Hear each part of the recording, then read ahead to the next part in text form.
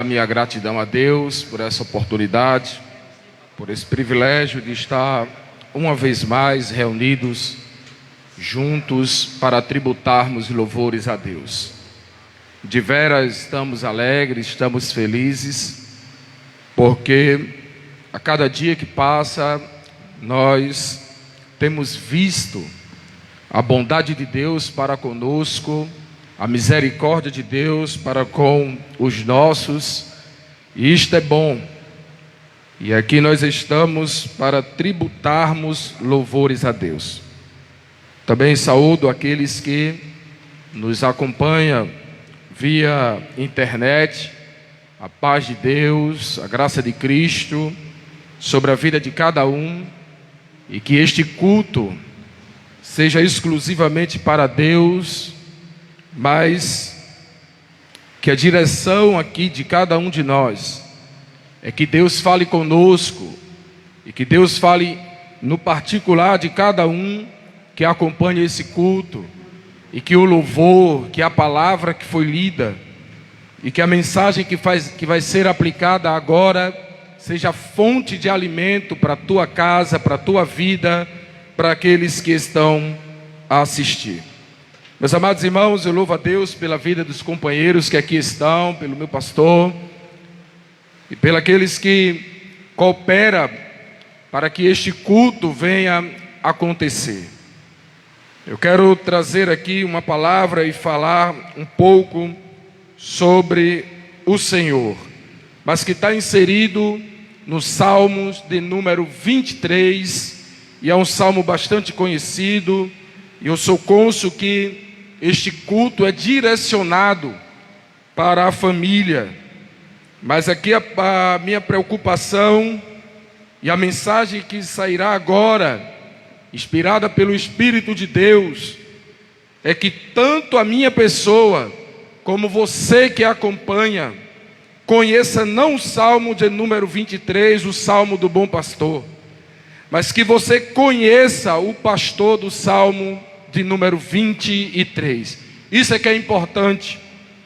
Então vamos ler aqui o Salmo de número 23, e eu quero fazer a leitura até no verso 4, que diz assim a palavra de Deus: O Senhor é o meu pastor, nada me faltará.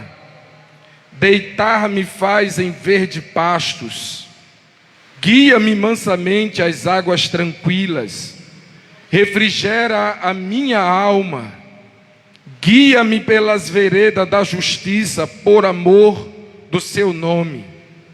Ainda que eu andasse pelo vale da sombra da morte, não temerei mal algum, porque tu estás comigo, a tua vara e o teu cajado me consolam. Amém? Meus amados irmãos, é de conhecimento de cada um de nós que o Salmo de número 23, ele é o salmo mais conhecido e familiarizado não só da família cristã, mas também é conhecido por aqueles que não servem a Cristo, pois nós frequentemente estamos vendo este primeiro verso em carros, estampado em muros, em camisas: o Senhor é o meu pastor. Mas a verdade é, queridos, que este Salmo de número 23, ele é um salmo, em primeiro lugar, cristocêntrico. Se nós analisarmos a cada ponto, a cada detalhe, nós iremos enxergar a faceta de Cristo no Salmo de número 23. E este é o propósito, esta é a direção que a igreja está a pregar.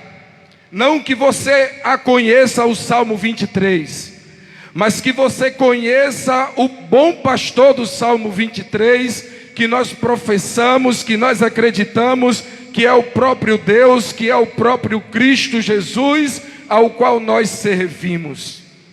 A verdade é, irmãos, que existem várias lições, várias mensagens do Salmo 23. Este Salmo 23, ele é por demais importantíssimo para nós, porque quando nós meditamos nos Salmos, parece que os Salmos, ele nos traz um avizinhamento profundo, ou seja, uma aproximação. Quando nós começamos a ler os Salmos, quando nós começamos a estudar os Salmos, parece que nós estamos inseridos a cada verso, a cada louvor, a cada detalhe dos Salmos, seja ele o 23 ou o qual você está meditando. Talvez, irmãos, a cada versículo, a cada verso que nós estamos a ler o Salmo 23, parece que nós estamos inseridos no Salmo. A cada detalhe, a cada instrução, a cada história, a cada afirmação. É por isso que nós, logo cedo, mesmo sendo novo convertido, nós recitamos esses salmos, mesmo sem estar com a Bíblia na mão. O Senhor é o meu pastor, nada me faltará. Quanto de nós não já familiarizou dos salmos, como nós estamos na angústia, na dor, e nós verbalizamos: Deus é o nosso refúgio, socorro bem presente no dia da nossa angústia. O Senhor, Ele é o nosso pastor. Por que não dizer, quando nós estamos a meditar, nós recitamos o Salmo dizendo: aquele que habita no esconderijo do Altíssimo, à sombra do Onipotente, todos nós descansaremos. Perceba que o Salmo vai familiarizando tanto com o dia a dia, na labuta da nossa história, como nós estamos hoje enfrentando e rompendo tempos negros e difíceis, mas nós recitamos dizendo que habitamos no esconderijo do Altíssimo. Nós recitamos dizendo que Ele é o nosso pastor e nada vai nos faltar. Nós recitamos dizendo que nós estamos no refúgio e temos o socorro bem presente no dia da tua angústia. Eu quero que você saiba, irmãos, que o Salmo número 23, ele contém 21 promessas. O Salmo de número 23, ele contém 7 nomes principais de Deus no texto verotestamentário. E para nossa meditação, nós começamos a fazer algumas aplicações. Nós sabemos que esse Salmo de número 23 foi Davi que o escreveu. Foi Davi que compôs. Foi Davi que foi inspirado pelo Espírito Santo de Deus para nos trazer este material tão rico, tão poderoso, que é o Salmo de número 23. Perceba que nós estamos falando não de um médico, nós não estamos falando de um grande filósofo, nós estamos falando de um próprio pastor que escreveu com base, com tese, com experiência na labuta da sua função em ser um pastor. Martiniano, por que o Senhor escolheu o Salmo 23 para falar justamente sobre família? Porque quando nós estudamos o Salmo 23, pastor Marcos Guarabira, nós vamos entender que a função do pastor é guiar, proteger, amar, juntar, fazer ajuntamento, prover para o seu rebanho. Assim mesmo, eu quero que vocês saibam que foi Deus que construiu a família, e foi a primeira instituição que Deus criou sobre a face da terra, foi a família. Deus não criou primeiro o Estado, Deus não criou primeiro a igreja, Deus construiu primeiro a família. Então cada um de nós, no âmbito espiritual, somos chefe de casa, e devemos prover, e devemos cuidar, e devemos amar, e devemos juntar aqueles que estão ao nosso redor e mostrar que nós somos um líder e liderado também por Deus, e mostrar que há em nós uma provisão em dias difíceis para o nosso filho, para a nossa esposa, para os nossos familiares. E ele escreve dizendo: o Senhor é o meu pastor. Irmãos, isso é muito lindo. Eu quero que você saiba essa noite que esse senhorio que ele está dizendo, ele é muito fácil quando nós encontramos isso no Novo Testamento, na pessoa de Jesus Cristo, com a mansidão, com a provisão que ele fez, com a empatia que ele teve, com o altruísmo no seu coração com o próximo. Era fácil olhar para Jesus e dizer: o Senhor é o meu pastor. Mas aqui é no Antigo Testamento. E quando Davi verbaliza Senhor, ele está dizendo Adonai, que quer dizer o poder que Deus emana. Este é o meu pastor, este é o meu Senhor. Davi está dizendo assim: sabe o Deus Todo-Poderoso, sabe o Deus dos exércitos, sabe aquele que subiu no querubim e voou, aquele que chama a existência o que não existe, o Jeová Jireh, o Jeová Shalom, o Jeová Samar, Tessiquenu. Ele é o Todo-Poderoso, mas também é o meu pastor. Oh, bendito! Oh, bendito Deus! Eu estava meditando essa tarde, Luciano, e a minha sogra do meu lado, e eu disse: que coisa linda! Davi, não conhecendo Cristo, mas desenhou a faceta de Cristo. Ele é o senhorio, ele tem o senhorio, ele é o nosso pastor, ele cuida de nós nos dias adversos e nos garante a vitória. Eu quero que você saiba que não adianta conhecer só o Salmo de número 23. Você precisa levar o pastor do Salmo número 23 para dentro da tua casa, para o conhecimento dos teus amigos, para o conhecimento daqueles que ainda não conhecem o bom pastor. Então pregue, então avance, então não desista. Mesmo que a sociedade diga: eu não acredito, eu não sirvo, eu não confesso que ele é o bom pastor. Mas nós temos que ter convicção que a cada detalhe da nossa vida ele está dizendo: eu sou o teu Senhor, eu sou o teu bom pastor, eu estou provendo, eu estou cuidando, eu estou agindo. Aleluia. Ô irmãos, perdoe-me, deixa eu aqui abrir um parênteses. Quando nós não conhecemos o bom pastor, erramos.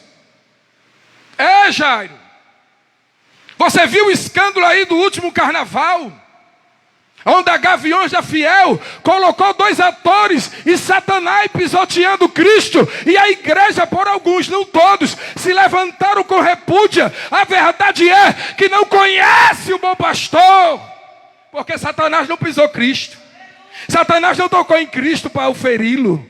E alguém pode perguntar e dizer assim: e quando ele foi flagelado e levado à cruz do Calvário? Foi o próprio Pai. Isaías 53 vai dizer: agradou a Deus moê-lo. Não foi Satanás, foi Deus.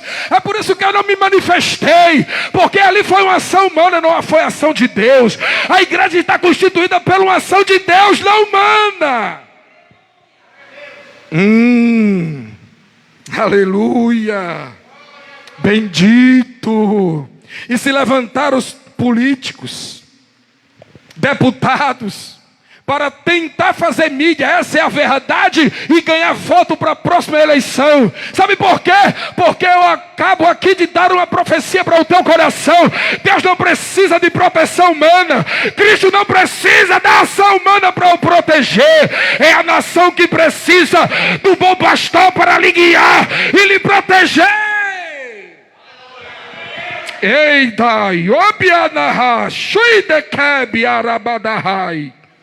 Porque Deus protege e não é protegido. Deus cria e não é criado. Deus sabe nos guiar, mesmo em tempo de trevas, nos guia com a luz eterna do Evangelho. E quem está em treva está dizendo: ali tem luz, tem luz, tem luz, tem luz. E o pior e o melhor, que essa luz que emana, Cássia, da senhora e de cada um que aqui está, não provém da nossa sapiência, não provém da nossa sabedoria humana, de cada psique que aqui está, ela emana do próprio Cristo. Quando ele disse: eu sou a luz do mundo. Bendito. Oh, maravilhoso. Conselheiro. Deus forte. Príncipe da paz. Tu és maravilhoso. Tu és benigno. Tu és tudo para nós. Acredite. Acerte o alvo. Você que está me assistindo. Até aqui tem sido bambolé na cintura de uma moça. Vai para um lado e para o outro, sem direção, sem rumo, sem esperança. Mas a igreja está ecoando a voz, dizendo: há uma direção, há um caminho. Aonde? No Salmo 23, o bom pastor quer te levar para o seu aprisco. Prossigamos. Aleluia. Olha o que o Salmo 23 vai dizer. Primeiro que aqui vai uma afirmação em que muitos já conhecem. Esse "e" que muitos usam, na verdade não existe. Isso é um vício de linguagem. Quando alguém diz: o Senhor é o meu pastor e nada me faltará. Esse "e" não existe. Porque essa ação aqui, ela é contínua e direta para encerrar o versículo. O Senhor é meu pastor, nada me faltará. E este aqui, olha aqui um detalhe. Este faltará, eu não sou bom em português, mas eu aqui deixei escrito. Faltará aqui está conjugado no futuro. Ele quer dizer, essa é a mensagem. Esse é o recado, esse é o anúncio de Davi. Não posso ter tudo o que desejo, nada me falta. Essa é a doutrina da provisão. E existe, está na Bíblia, porque Ele provê, porque Ele age, porque Ele supre, e Ele nada vai te fazer faltar, e você vai glorificar a Deus, porque Ele supre as nossas necessidades. Esse faltará não está aqui pautada em riqueza humana, esse faltará aqui não está pautada no teu carro do ano, este faltará aqui não está pautada aonde você ganhou nome e grandeza na sociedade. Esse faltará aqui está pautada na garantia da promessa de Deus na vida da igreja. Ele está dizendo aqui: meu pastor, não vai faltar a minha presença, não vai faltar o meu azeite, não vai faltar o meu socorro, não vai faltar a minha presença no meio de vós. Aleluia. Aleluia. Aleluia. Irmãos, não é esse o ofício que nós estamos aqui para orquestrar um teatro. Mas Deus me inspira para você colocar a mão no seu peito e bater assim e dizer: o Senhor é o meu pastor. Diga hoje, diga agora, faça isso, faça agora: o Senhor é o meu pastor, nada me faltará. Mesmo que as coisas apertem lá fora, a igreja está tributando e rendendo louvor a Deus. Por quê? Porque Ele é o meu pastor.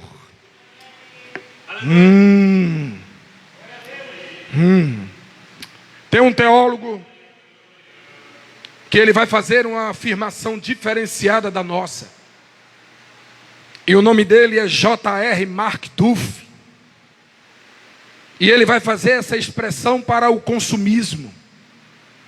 E ele vai dizer que a interpretação é essa: o Senhor é meu pastor, não quero mais nada, nada. Ele está falando isso para o consumismo. A verdade é que ele está dizendo, nas entrelinhas: eu não preciso de sexo fora do casamento, porque Ele supre, Ele é meu pastor. Eu não preciso me sujeitar a um relacionamento abusivo. Eu não preciso ser um alcoólatra para me sentir bem no dia a dia. Eu não preciso me drogar para ser feliz. O que eu preciso é conhecer o Deus dos céus para regozijar a felicidade em nossa alma. Bendito Deus. Vamos mais um pouquinho adiante. Olha o que ele vai dizer: descansar. E aqui foi ouvindo. Eu ouvi e escrevi. Eu não li. E eu ouvi um teólogo dizendo que Davi colocou descansar. Porque as ovelhas, elas não estão com a predisposição para descansar. Ela não tem predisposição para descansar. Eu sou interiorano. Eu conheço o que é cuidar de ovelhas. A minha avó acordava 4h30 da manhã para levar as suas ovelhas para a beira de um rio, para pastar, e amarrava próximo ao pasto. E a verdade é que quando nós chegávamos para a ovelha, não tinha descanso para ela. Ela comia o tempo todo e o dia todo. Andava para um lado e para o outro. E nós não enxergávamos a ovelha descansando. Mas olha o que ele vai dizer. O Senhor, Ele quer nos deixar em descanso. Lembra de Jesus? Com a multidão, temos fome. Ele pega o pão, faz a multiplicação e diz: senta cada um. Calma. No Ocidente, nós sentamos como nós estamos sentados aqui. Mas no Oriente, sentar é deitar. Jesus está dizendo: descansa, deita, deleita, porque o verdadeiro pastor está cuidando de vós. Essa é a mensagem profética para o teu coração. Aquieta teu coração, apazigua a tua alma, porque essa noite tem descanso para a tua vida. Essa noite tem descanso para o teu espírito. Essa noite tem descanso para o teu corpo físico. Deus vai fazer você descansar. Descanse. Por que eu tenho que descansar? Porque quando nós descansamos em Deus, Ele vai trabalhar. Quando nós descansamos em Deus, Ele age. Quando nós descansamos em Deus, Ele protege, Ele provê, Ele supre. É por isso que Jó, capítulo de número 10, versículo de número 12, ele vai dizer: desde minha vida, e foste bondoso para comigo, a tua providência chegou ao meu espírito. Oh, ai, com me andar. Leibiado biadahai, que mande bai, obiacere, biamando biobiacé. Deus está agindo na casa de cada um de nós, chegando com descanso. Em tempo de agitação, em tempo de luto em massa, em tempo de atribulação, de tribulações constantes na nossa vida, Deus está dizendo: descanse. Ele é o nosso provedor. Isaías 64:4 vai soltar uma palavra linda. Porque desde a antiguidade não se ouviu, nem com os ouvidos se percebeu, nem com os olhos se ouviu, um Deus além de ti, que trabalha para aquele que nele espera. Por quem você está esperando? Ô irmão, perdoe-me, não é ironia não. Tem gente que está esperando Maomé. Tem gente que está esperando se encarnar Allan Kardec. Mas a igreja está esperando Jesus Cristo de Nazaré. Oh, coisa linda. Ele vai voltar para buscar a sua igreja. Oh, irmãos, não perturba a tua alma, não agita o teu coração. Eu gosto de dar testemunho e vou dar um aqui. Ontem, não sei se Firmino viu, chegou um rapaz lá em casa perturbado. Eu disse: chegue cedo, meu filho. Porque eu estou trabalhando 24 por 24. Pego de 6 da manhã, só largo no outro dia de 6 da manhã. Então é muito cansativo para mim, chegue cedo. E ele chegou. Meu Deus, saiu palavras da minha boca que eu mesmo me surpreendi. E quando eu fui orar cansado, pastor Marcos Guarabira, perdoe-me a franqueza, não consegui orar por minha família, não consegui orar por minha vida, não consegui agradecer a Deus pelos livramentos e a saúde que Ele me concede. Só vinha a memória esse jovem, só vinha a memória a saúde mental desse jovem, onde o psicólogo disse a ele: se você não continuar tomando diazepam, Rivotril, a sua vida vai ser desgraçada, vai ser destruída.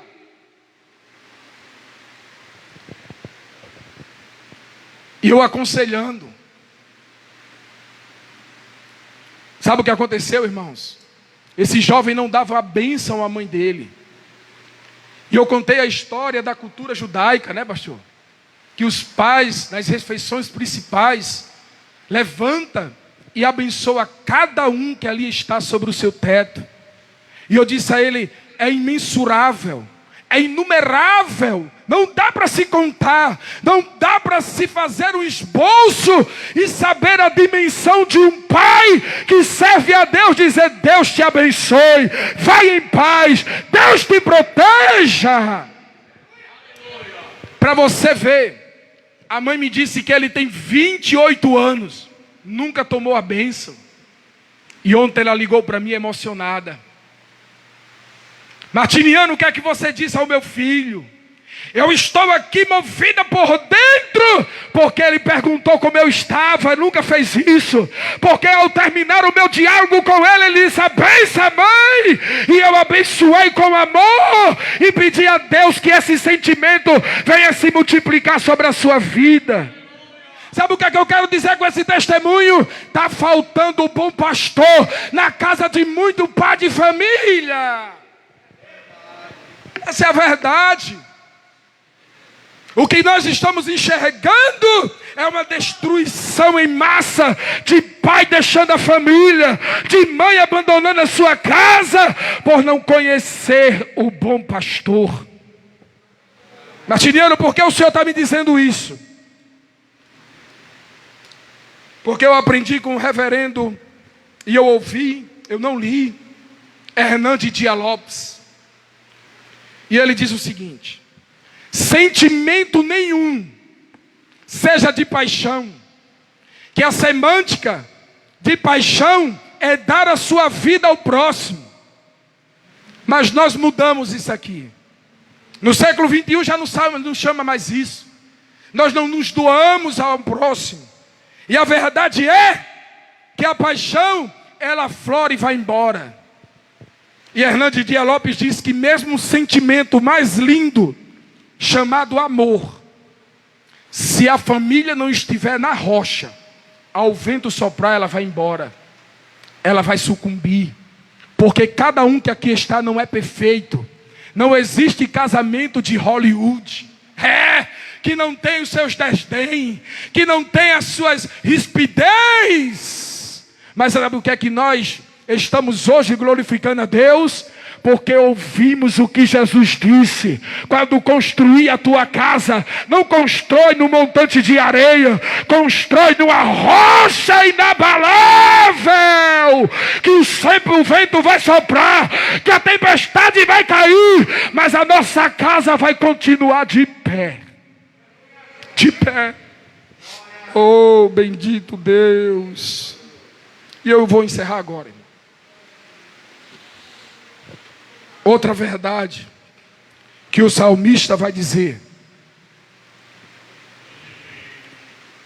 ainda que eu andasse pelo vale da sombra da morte, não temerei mal algum, porque tu estás comigo, a tua vara e o teu cajado me consolam. Irmãos, eu estava fazendo alguns estudos, e esse vale da sombra da morte, segundo alguns estudiosos, vai dizer que há uma precipitação aqui do salmista Davi. Porque este vale, esta sombra da morte, nada mais era do que a sua própria cidade, do próprio habitat aonde ele estava. Quando nós começamos a entender que, quando Davi diz ao próprio rei Saul, que já tinha matado um leão, que já tinha ceifado a vida de um urso, nós entendemos que o perigo eminente e constante havia sobre o seu aprisco, havia sobre as suas ovelhas, mas ele está dizendo aqui, ainda que eu vá para um lado e para o outro da minha cidade, e a violência multiplique, e aqueles que estão como a sombra da morte, o desejo de destruir, o desejo de matar, o desejo de afastar, de espalhar, eu não temerei mal algum, porque não é o amigo que está comigo, não é o meu pai que está comigo, é o Senhor, o Todo-Poderoso, o Jeová Eterno, vai caminhar comigo. Você aceita uma profecia de Deus? Leve para casa. Aonde puseres os teus pés, o próprio Deus vai estar contigo. Aonde colocar os teus pés, aonde você entrar, eu quero profetizar a luz da Bíblia Sagrada. Ele comunga contigo, Ele anda contigo, Ele passa contigo, Ele vai contigo.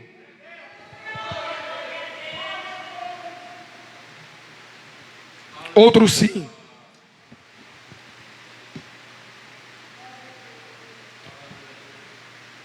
Ainda que eu andasse. Andar não é um verbo de estacionar. Andar é um verbo de ação. Andar é um verbo que dá continuidade àquilo que você começou. Ele está dizendo, quando as coisas estiverem com a sombra da morte te espreitando, com um vale sobre a tua vida, a ordenança de Deus não é parar, Ginaldo. É, irmã Luciana. É, Firmino. A vontade, a verdade, que dá vontade de desistir, dá vontade de parar, dá vontade de ir embora. Mas a ordenança de Deus é continua, avança. Por quê? Porque assim como disse Paulo, e escreveu Paulo, que Cristo disse a ele, a minha graça te basta. É o favor de Deus que nos impulsiona a avançar. É o favor de Deus que nos dá combustível para enfrentar. Enfrentar o que? O irmão não. Enfrentar o que era o ministério também não. Enfrentar a potestades. Enfrentar as ostras do inimigo. Organizada, alicerçada em destruir. Mas nós servimos no reino que é para construir. Que é para amar. Que é para abraçar. Que é para ajudar. Irmãos, eu ia falar aqui sobre o ajuntamento, mas eu não vou falar mais, a hora já se foi. Ia falar sobre o pastor daqueles que dizem que serve a Cristo em casa, não vem mais para a igreja, está desengrejado e pensa que Deus, através de Cristo, tem que fazer um favor a ele ou um trabalho extra em sua casa. Isso não é verdade. Isso não é verdade. O ajuntamento não é humano, irmão Elton. Se o ajuntamento da igreja fosse humano, nós não estaríamos aqui. A sua inteligência não é igual à minha. A sua sapiência não é igual à minha.